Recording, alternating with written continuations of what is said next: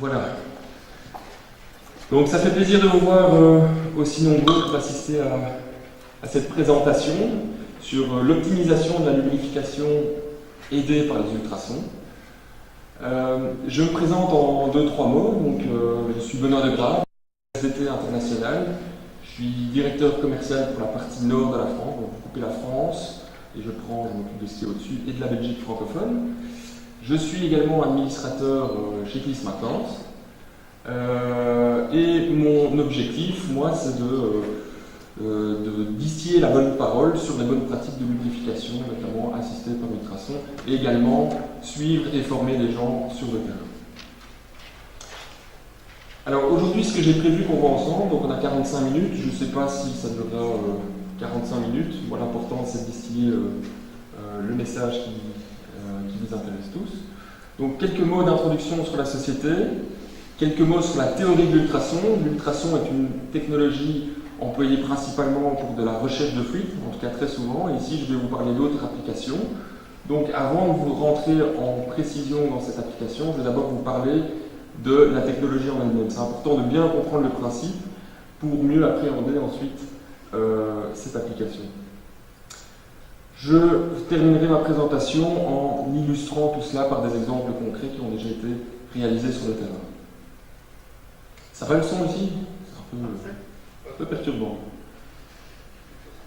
Alors, qui sommes-nous? Donc, SDT, on est une société familiale, on est une trentaine à Bruxelles. Notre objectif, donc, c'est de former des gens aux bonnes pratiques de la maintenance assistée par ultrasons. Donc, on est fabricant d'appareils de mesure ultrasonores, mais un appareil seul dans une usine ne fait pas grand-chose, donc c'est vraiment très important pour nous d'aller jusqu'à la formation des gens. Finalement, c'est en élevant les compétences des gens qui utilisent les outils qu'on arrive à augmenter également le niveau de fiabilité dans une usine. Donc c'est pour ça que si vous regardez un peu sur Internet, vous verrez plus souvent des visages et des gens, des formations, plutôt que des produits. Alors notre société a été créée en 1975, nous sommes représentés dans 64 pays, nous avons une antenne en Inde, à Milan, et également un partenaire américain basé à Cobourg. Alors ça c'est une vue globale des utilisateurs que nous avons à travers le monde. Donc, les petits C ce sont des utilisateurs et les D ce sont des partenaires des distributeurs.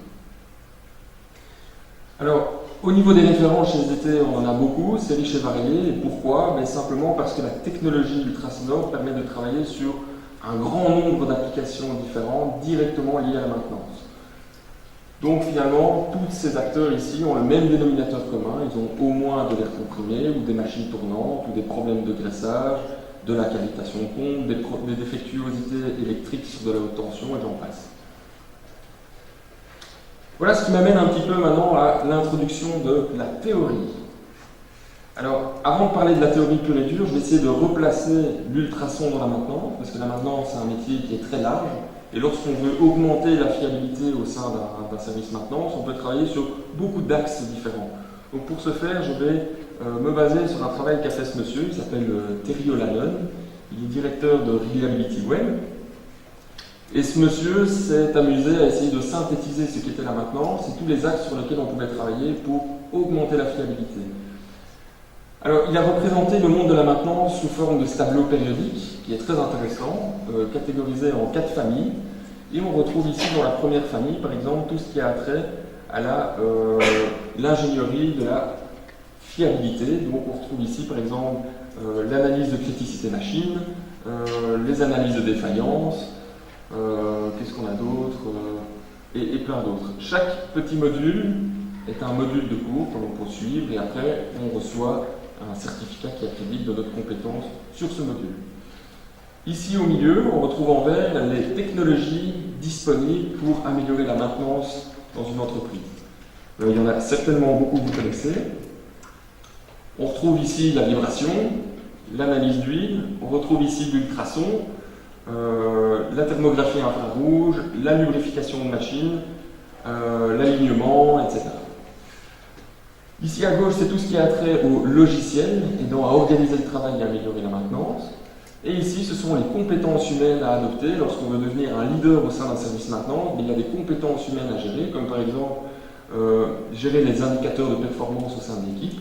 Et c'est ce qui permet en fait, une fois qu'on gère tous ces modules, de devenir ce que ce monsieur appelle un CRL, Certified Reliability Leader. Quand on gère tout ça, selon lui, on est vraiment un leader au sein de la fiabilité dans une usine. Donc l'ultrason, vous voyez, dans ce monde de la maintenance, c'est ici. Alors en travaillant sur cette application, forcément, on peut avoir des répercussions sur d'autres modules. Alors l'ultrason, qu'est-ce que c'est? Est-ce que quelqu'un, lorsqu'il entend l'ultrason, a une vague idée de ce que c'est? N'importe quoi, quelque chose qui vous passe en tête. Jean-Claude, au hasard. Au début, je croyais que c'était les chauves-souris qui émettaient par l'ultrason. Aujourd'hui, je crois que j'en sais beaucoup plus. Oui, un petit peu plus. On a beaucoup bossé. Effectivement, les chauves-souris génèrent des ultrasons. Ces ultrasons sont utilisés par des chauves-souris pour se mouvoir dans l'espace. Elles émettent des ultrasons et grâce aux caractéristiques naturelles de l'ultrason, à savoir quand il y a une émission d'ultrasons, ça va aller tout droit de la source jusqu'à un obstacle et puis ça va revenir. Il y a des effets rebonds. Et donc c'est ce qui leur permet en fait de se mouvoir dans l'espace. Alors l'ultrason d'un point de vue fréquentiel, ce sont des hautes fréquences, c'est quelque chose que l'on n'entend pas à l'oreille. C'est tout ce qui se situe au-dessus de 20 kHz. Alors en dessous de 50 Hz, on a ce qu'on appelle des infrasons.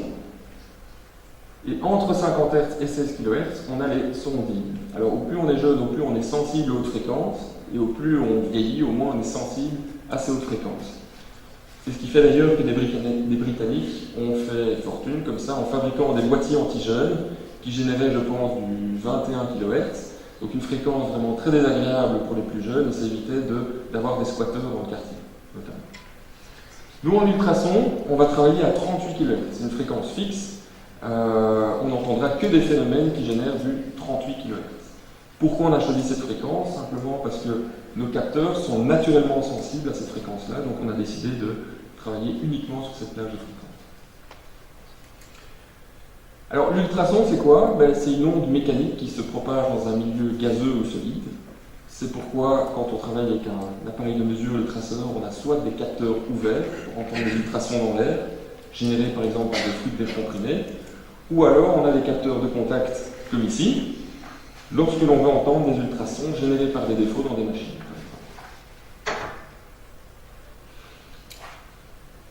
Alors comme je vous l'ai dit, la caractéristique très intéressante des ultrasons lorsqu'ils se propagent dans l'air, c'est qu'ils vont de manière très directionnelle, comme on le voit ici, contrairement au son mobile qui va dans tous les sens. C'est aussi cette raison pour laquelle depuis des années et des années, les gens utilisent des appareils, des détecteurs d'ultrasons pour localiser des fuites.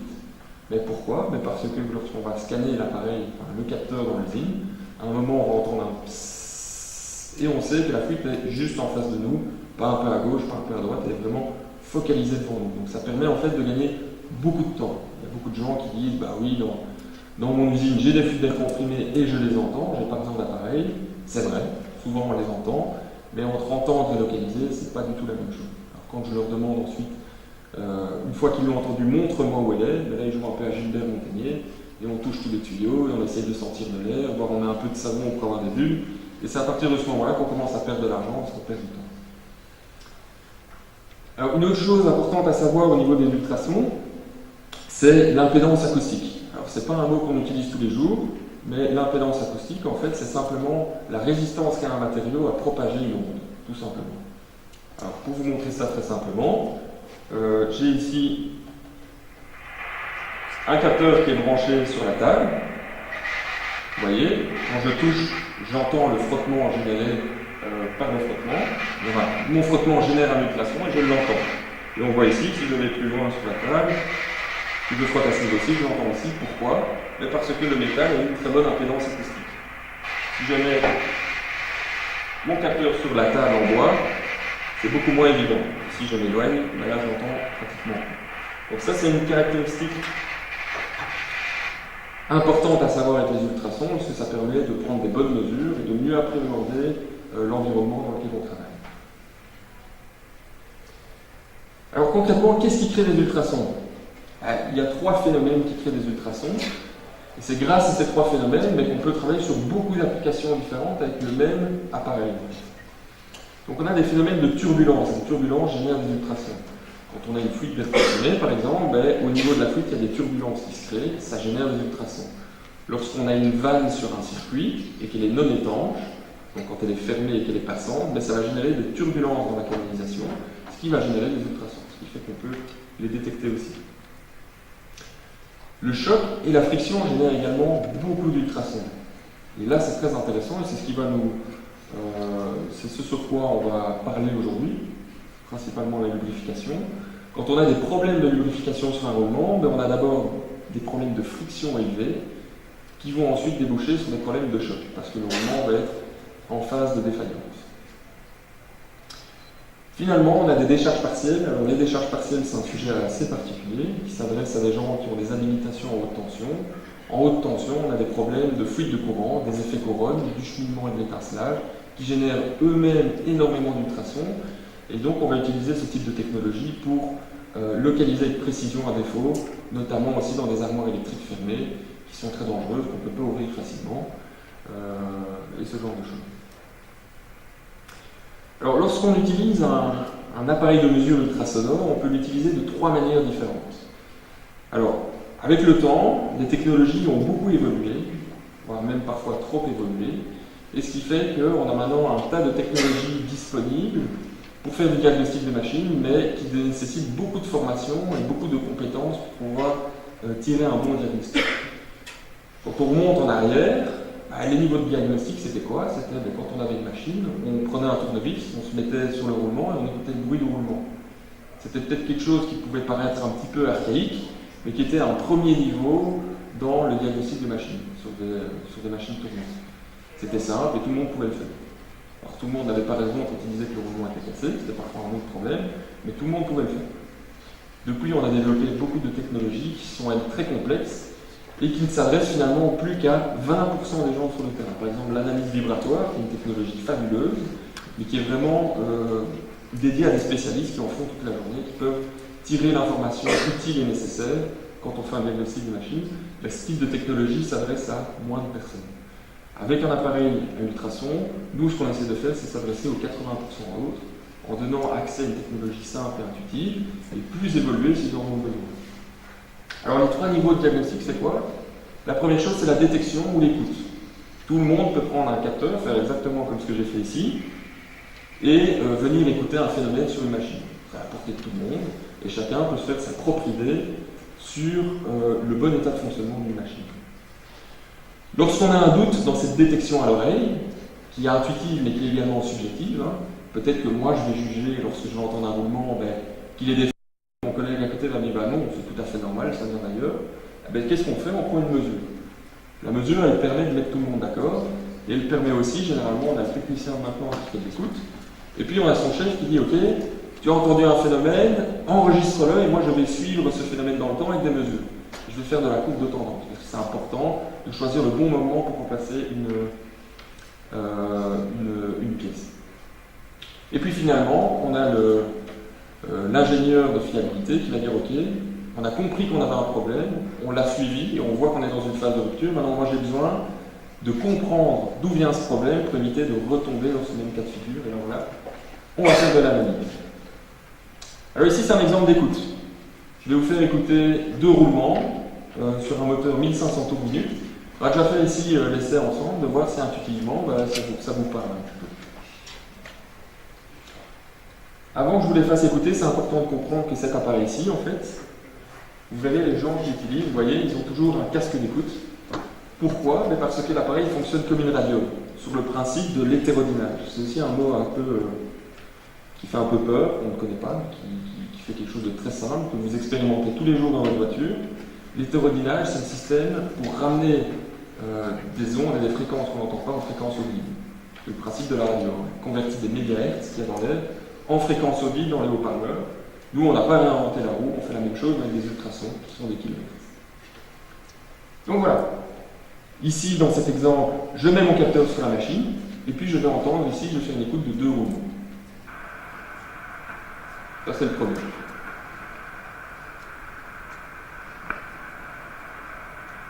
Qu'est-ce qu'il nous dit?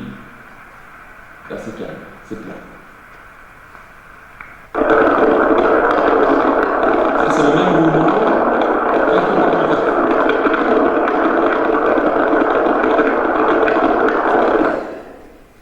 Selon vous, lequel était bon? Le premier. Voilà. Ça, c'est de l'écoute, c'est intuitif, tout le monde peut le faire, on peut se tromper, mais généralement, quand on commence à se faire, à développer son écoute, on ne se trompe pas. Surtout que dans une industrie, il faut bien savoir que généralement les roulements vont bien, et donc quand on fait de l'écoute, 80% des roulements vont bien, et finalement 20% ne vont pas bien, et ça saute aux oreilles. Quand on a ce phénomène, qu'est-ce qu'on fait? On va commencer à le suivre dans le temps, et on va le mesurer et le suivre pour choisir le bon moment pour le changer. Et c'est ce qu'on fait ici. Donc on a des indicateurs de mesure, on prend une mesure, et puis on va voir un peu comment ça se comporte. Et si on estime que ça devient trop critique, que la machine est trop importante et qu'on a un risque pour la production, on va programmer le changement, on commande les pièces, on arrête la machine, on le change, et on évite de rentrer dans un mode de défaillance plus avancé. Une fois qu'on a fait ça, comme je vous l'ai dit, il y a l'ingénieur de fiabilité qui a dit ok, j'ai vu ici qu'on a eu une élévation de la friction avec du choc, c'est important que ça ne se représente plus. Donc là, on va rentrer dans la partie analyse, où on va faire une mesure qu'on appelle en ultrason dynamique, on va faire une acquisition du signal, pour avoir une représentation ici et calculer, comme on fait en vibration, des fréquences de défaut pour déterminer exactement d'où vient la défaillance. Si, par exemple, dans le cas d'un mouvement, si c'est une bille qui est cassée, si c'est la bague extérieure qui est marquée, la bague intérieure, etc. Donc ça, c'est vraiment une chose à savoir avec les appareils de mesure ultrasonore. On a vraiment 3 niveaux pour l'utiliser. Du plus simple et du plus subjectif, au plus évolué et au plus objectif. Alors, quelles sont les applications qui sont couvertes par ce type d'appareil de mesure? On peut faire, comme je vous l'ai dit, du contrôle d'étanchéité de vanne, du contrôle de purgeur de vapeur et de la chasse aux flûtes, en pression ou en dépression. Alors, ces applications-là ont directement un impact sur les économies d'énergie, donc il y a de plus en plus d'industries qui adhèrent à l'ISO 50001 ou 14001, donc ce sont des engagements de réduction de coûts de l'énergie, et ce sont des gens qui sont très intéressés par ce type de démarche. Ici, on a d'autres applications qui, elles, ont plus vocation à développer la maintenance préventive ou prédictive. Donc là, on va travailler plutôt sur du contrôle de graissage. Alors, quand je parle de contrôle de graissage, c'est déterminer la bonne quantité à injecter dans un roulement. C'est une information qui est très difficile à avoir aujourd'hui. Je viendrai juste après. Donc nous, ici, on travaille vraiment sur cet aspect. Quelle quantité je dois mettre dans mon roulement et à quel moment. Quand on n'est pas dans cette phase de graissage et qu'on a une étape plus loin, où on se dit, j'ai un peu foiré mon graissage et mon roulement est défectueux, j'ai besoin de le suivre, on peut également le suivre, comme je vous ai montré tout à l'heure, soit à l'écoute, soit en faisant de la courbe de tendance, soit en faisant de l'analyse, soit en faisant les trois. Recherche de l'écharpe partielle, donc les fuites de courant, et également de la cavitation de pompe. Alors en ultrason, on peut également faire du contrôle d'étanchéité. Si vous prenez un émetteur, que vous le mettez dans un volume clos, l'émetteur va remplir le volume d'ultrason, et de l'extérieur, vous allez pouvoir inspecter les joints d'étanchéité, voir s'il y a un passage. C'est très pratique, par exemple, pour des autoclaves, à savoir où sont les défauts d'étanchéité. Donc voilà, en ultrason, on a 8 piliers qui sont ici. Donc ça, c'est très intéressant, c'est un appareil qui est très polyvalent. Alors aujourd'hui, je vais me concentrer principalement sur les problèmes de lubrification. Alors ça, c'est une photo qui est du terrain, c'est ce qu'on voit bien souvent.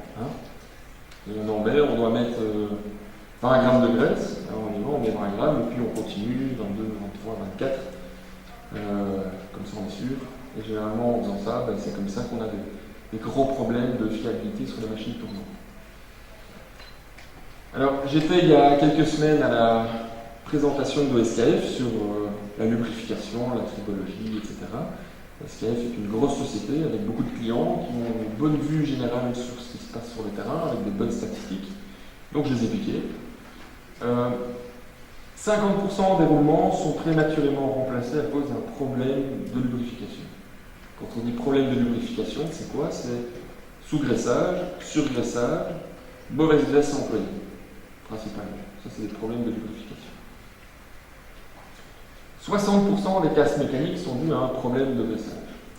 Et finalement, la conclusion, c'est quoi? C'est que 10% des roulements atteignent finalement leur durée de vie initiale. Donc quand SKF fabrique un roulement, il a fait des calculs et il sait que ça doit tenir X heures de fonctionnement, mais il se rend compte qu'il n'y en a finalement que 10% qui atteignent ces heures de fonctionnement. C'est un vrai paradoxe. C'est un paradoxe pourquoi? Parce que si vous tapez dans Google défaillance de roulement, vous allez avoir des millions de résultats. Que ce soit des technologies, que ce soit des analyses, du service sur ce type de problématique. Et quand vous tapez optimisation de la lubrification, là, vous en trouvez beaucoup moins. Donc finalement, aujourd'hui, on est à une ère où on n'a jamais eu autant de technologies pour trouver des défaillances de roulement. Mais les défaillances de roulement, elles viennent de quoi? 50% des cas à cause d'un problème de graissage. Donc la conclusion, c'est quoi? C'est que si finalement on graisse bien le roulement, ben, il n'y a presque plus besoin de faire du diagnostic de roulement, vu qu'ils seront censés tourner tout seuls et aller bien. Du moins, on devrait en faire moins. Alors ici, on va essayer on s'est dit, mais pourquoi? Qu'est-ce qui fait qu'on en est là aujourd'hui? Et ici, c'est des éléments de réponse, deux éléments de réponse que nous avons collectés à travers nos visites régulières chez les clients et des implémentations de bonnes pratiques de la lubrification. Ici, j'ai quelques exemples que je vais vous montrer, d'images prises sur le terrain, venant de tous les continents, venant toutes de sociétés jugées sérieuses, avec des programmes et des stratégies de maintenance bien établies et bien suivies. Mais voilà, sur le terrain, ça ressemble souvent à ça. Ça, ici, c'est la graisse qu'ils vont injecter ici. Voilà. Alors ces gens-là, quand vous allez dans le bureau de maintenance ou en méthodologie, ils ont des appareils de collecteurs de vibration, ils ont des alignements laser, ils ont un tas de choses, c'est bourré, comme à la laser. Mais quand on va sur le terrain, ils font ça, ils mettent la graisse là-dessus. Alors, est-ce qu'il y a vraiment grand intérêt après à aller faire une analyse vibratoire là-dessus? Quand on voit ce qu'on met dedans, je pense pas. Ça, je ne sais pas si vous reconnaissez ce que c'est, mais c'est un embout de pompe à graisse. C'est le même genre, la pause cigarette. Ils posent la pompe à graisse, ils fument une cigarette, ils reprennent la pompe et ils continuent à retourner le graissage. Et qu'est-ce qu'ils font? Ils mettent du sable dans les roulements. Alors, de mémoire, si je ne me trompe pas, le film de graisse qu'il y a entre les éléments roulants d'un roulement, donc les billes et la bague intérieure ou bague extérieure, c'est à peu près 3 microns. Ça, c'est l'épaisseur de graisse qu'il y a. Un grain de sable, si je ne dis pas de bêtises, je pense que c'est en moyenne 60 microns de diamètre. Donc ça vous donne un peu une idée des dégâts que ça fait quand on injecte de la contamination de graisse dans le roulement. Là, on le casse, on signe son arrêt de mort, en fait, tout simplement. Ça, c'est un autre exemple assez intéressant. C'est un moteur, tout ça, avec un nipple de graissage ici. Et ça, c'est un de mes collègues qui était intervenu dans cette usine, parce qu'il y avait des gros problèmes de fiabilité. Et donc, il a commencé par dire, avant qu'on commence quoi que ce soit, montrez-moi votre installation, qu'on apprenne à faire connaissance, etc. Et que je puisse avoir un peu une vue globale du tableau. Et donc, il se balade et il dit, ils sont bien beaux, vos moteurs, ils sont tout propres. Et le directeur de maintenance dit très fièrement, oui, effectivement, on les a tous repeints il y a un an. On a vraiment tout remis à neuf, on va dire, c'est bien. Et puis il revient dans le bureau, et puis il dit, je vois que le parc a l'air propre, bien entretenu, donc montrez-moi un peu les stratégies de maintenance, les plans de graissage, etc. Et qu'est-ce qu'on voit sur ce plan de graissage? Mais que tout était coché, vert, oui, le graissage a été fait tous les mois, avec telle quantité de graisse, etc. Il dit très bien.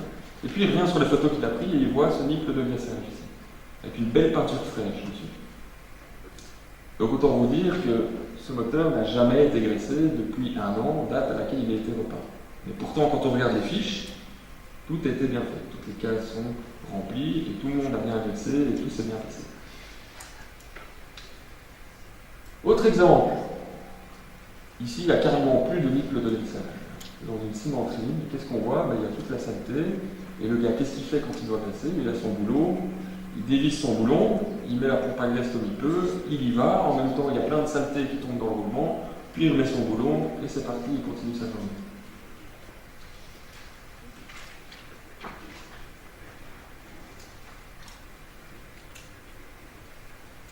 Ici, même chose, des graisseurs déportés, avec de nouveau plein de saleté. Et ici, j'ai pris des photos juste après le graissage, donc on voit bien tout ce qu'il a injecté dedans, donc c'est pas très mal comme photo. Ici, même chose, je ne sais pas où la graisse tombe, mais visiblement pas dans le roulement. Et pourtant, les cases sont bien remplies et il reste comme il faut, mais voilà, ça tombe sur le mur. Ça, c'est la photo du début. Donc voilà, ici, un tout petit peu surgressé. Et ça, c'était marrant. Donc on a demandé au gars, c'est quoi le plan de graissage là-dessus? C'est genre 30 grammes toutes les 2 semaines. Et donc on le fait avec lui, il va 1, 2, 3, 4, 5, 6, jusque 30, et puis il continue. Il est 31, 32, 33. Et on lui dit, mais pourquoi tu fais ça? Et il le dit, parce que je le sens.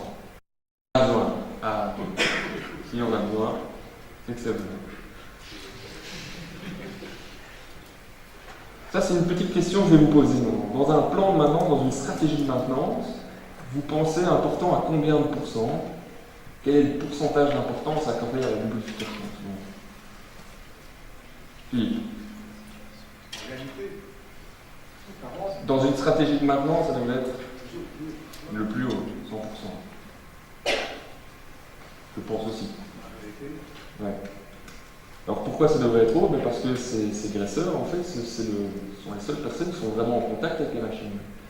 Donc c'est eux qui font le boulot. Donc on est d'accord de dire que c'est hyper important quand même, hein, un bon graissage. Alors la deuxième question ici, c'est dans la salle, qui est graisseur? Qui graisse les machines? Ah, hein. C'est la première fois. D'habitude, il n'y en a pas.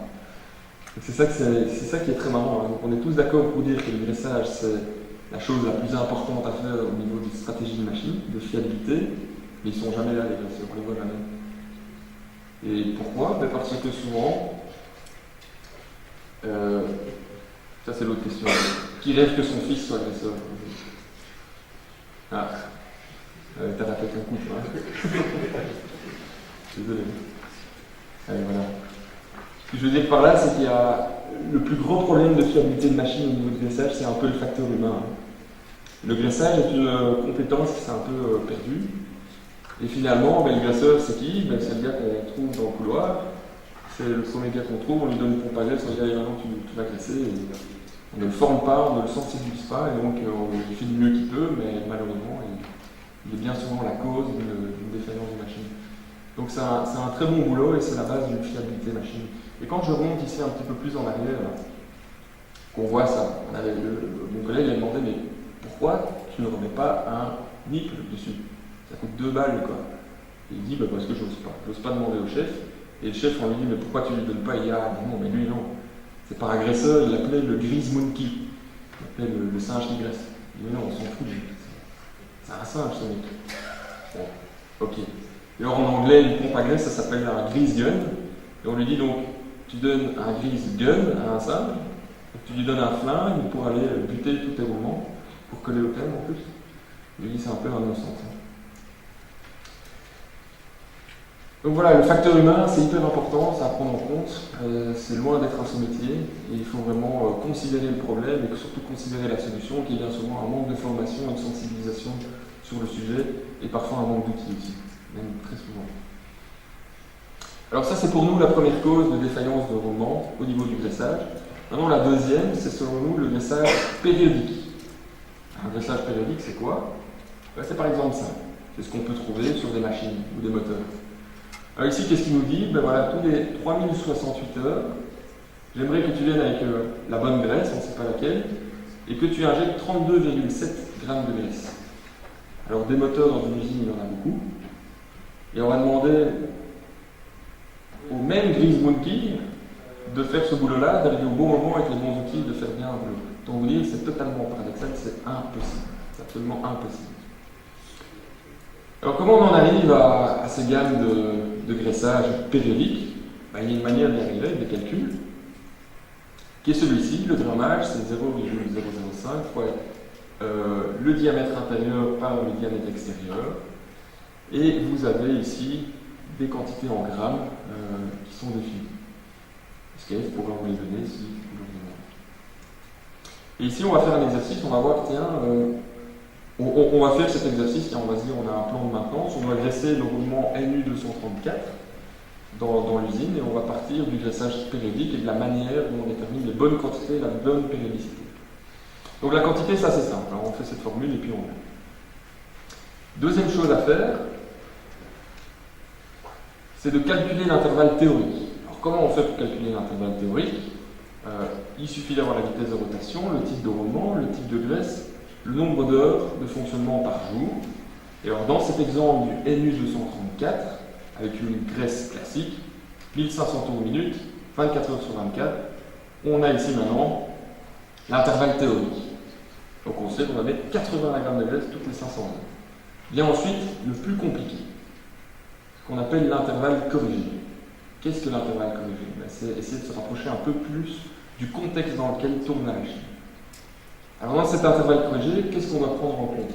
La température, on doit prendre la pollution, on doit prendre l'humidité, on doit renseigner s'il y a du choc, de la charge, et si vous utilisez, pour ne pas le citer, un logiciel qui s'appelle Dial7, donc il vous permet en fait d'affiner un peu ces calculs, mais il va vous demander le choc et va vous donner le choix entre important, moyen ou faible.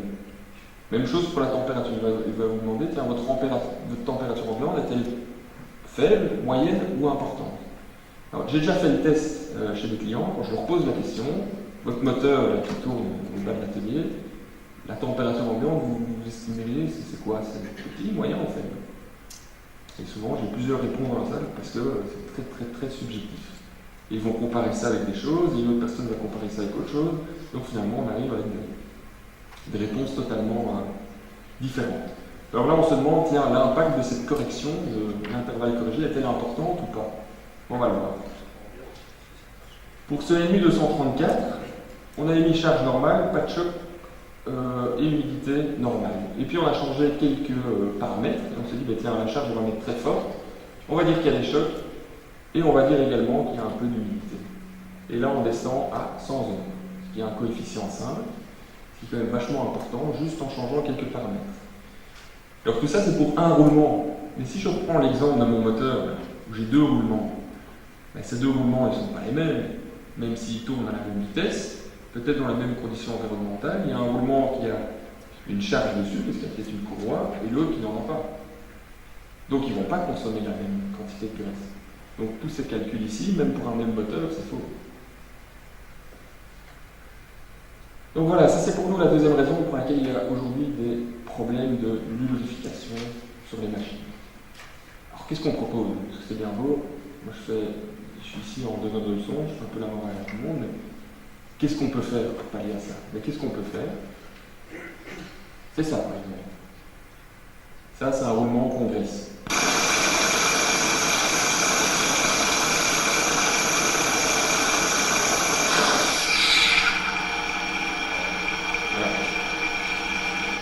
Vous avez compris ce que c'était? Bah, je pense que tout le monde dans la salle a à peu près compris. En fait, cet exemple-ci, c'est un roulement qui est arrivé en phase de relubrification. Donc il avait perdu, il est en train de perdre son film de graisse, et on arrive au bon moment. Donc ça, c'est un excellent exemple qui confirme qu'on est dans un bon plan de maintenance. Je mets mon capteur sur le palier. Première étape de diagnostic d'écoute. Donc j'écoute mon roulement tourner. Et puis je graisse, et je donne un coup de pompe à graisse. C'est exactement ce qu'on entend.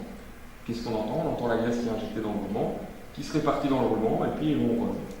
Ensuite, qu'est-ce que je fais? Je prends une mesure pour confirmer ce message, et qu'est-ce que je vois? J'avais présence de tous ces micro-chocs. En fait, ces micro-chocs viennent du fait que le film de graisse est rompu, et donc j'ai des contacts métal-métal entre les éléments roulants, bague intérieure, bague extérieure. C'est ce qui va commencer à créer de la fatigue sur le roulement, et qui à terme va le casser. On a injecté la graisse juste ici, et puis après, qu'est-ce qu'on voit? C'est tout plat, ça remonte. Magnifique. Je ne suis pas sûr de la quantité, qu'est-ce que je fais? Je vais rajouter un deuxième coup de pompe à graisse. Si ça reste stable, c'est bon. Si au contraire, j'ai des valeurs qui augmentent et que j'ai un bruit qui devient de nouveau déplaisant à l'oreille, c'est-à-dire quoi? Que je le surgraisse. Il y a un surgraissage. Qu'est-ce que ça fait? Ça augmente la friction d'un roulement. Et rappelez-vous mes premières slides, friction génère ultrason. Donc si on augmente la friction, on augmente également le niveau d'ultrason, et donc ça dit qu'il faut tout de suite arrêter, qu'on risque de casser le roulement. Alors cet exemple de surgraissage, il est là. Alors à l'oreille ici, je ne sais pas si on va bien l'entendre, je vais vous le faire écouter après, mais visuellement on peut déjà le voir ici. Le roulement a un signal assez plat, Et j'ai pourtant continué à ajouter de la graisse et de la graisse et de la graisse jusqu'à remplir. Et qu'est-ce qui se passe? Je mets le roulement tellement en pression à l'intérieur qu'à un moment j'ai des chocs qui apparaissent. Et c'est ce qui va à nouveau créer de la fatigue sur le roulement et le casser à l'intérieur.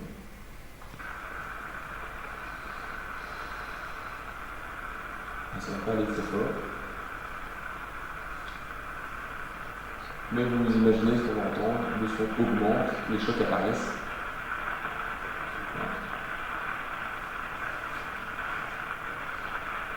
Et donc cette approche est très intéressante à plusieurs niveaux. Pourquoi à plusieurs niveaux? Parce que la personne qui est face à la machine, qui est souvent le technicien, il a l'écoute. L'écoute, il comprend ça. Parler, de prendre des mesures et de faire des analyses, etc., c'est pas quelque chose qu'il apprécie naturellement. Un technicien, généralement, aime bien les choses très intuitives. Donc l'écoute, c'est bien. La mesure confirme, et la mesure va être regardée ensuite par son chef, pour dire effectivement, on a bien vu qu'il y avait un problème de graissage, j'ai une mesure avant le graissage, une mesure après, je constate une diminution de la friction, ma périodicité est bonne. Ici, c'est un autre exemple. Vraiment pas fort du tout, mais suffisamment fort pour entendre. On entend ici un signal un peu, si ça allait plus fort, vous l'entendez, il y a des chocs qui apparaissent dedans. Je le graisse, et après le graissage, j'ai ça comme signal.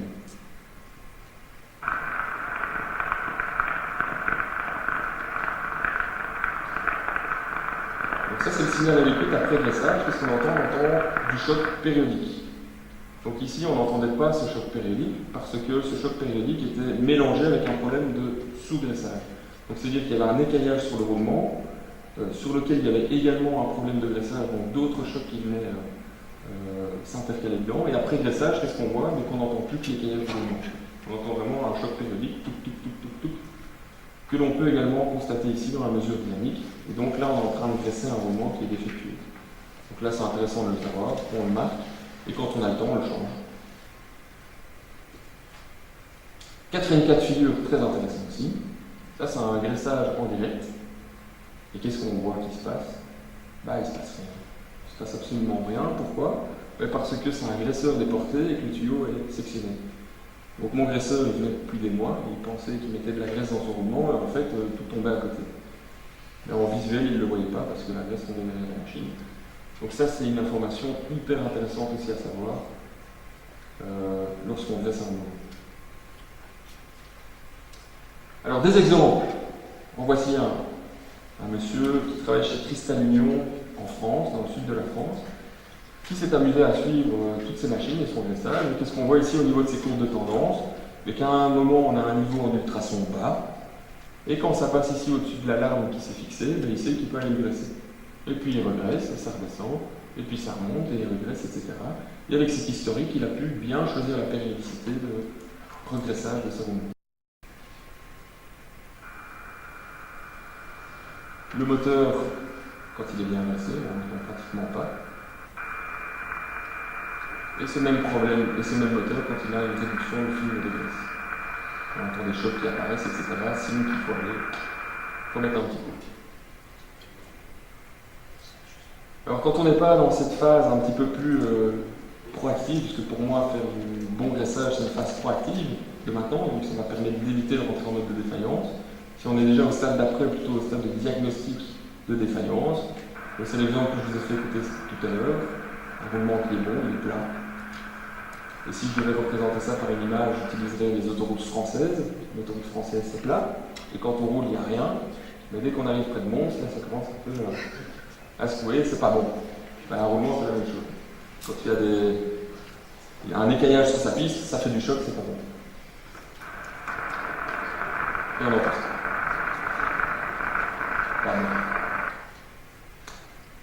Un autre exemple, c'est une société canadienne qui avait un petit problème de fiabilité sur ses moteurs, comme vous le voyez ici. C'est pas un stock, c'est un cimetière. Alors ces gens avaient 1000 moteurs dans leur parc machine.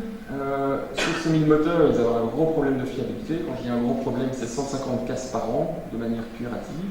Donc autant vous dire qu'il y avait un niveau de stress assez élevé au niveau maintenance, que le week-end, ils dormaient avec le téléphone sous l'oreiller, ce qui devaient souvent intervenir la nuit pour changer un moteur. Et ils se sont dit à un moment, bon, on va peut-être essayer de faire quelque chose, quoi. Alors ils ont commencé par faire une analyse de défaillance du moteur, et là ils se sont rendus compte de quoi? Qu'il y avait souvent de la graisse qui était dans le stator du moteur. Pourquoi? Parce qu'il graissait tellement que la graisse devait bien s'échapper quelque part et rentrer dans le moteur. C'est ce qui cassait les moteurs.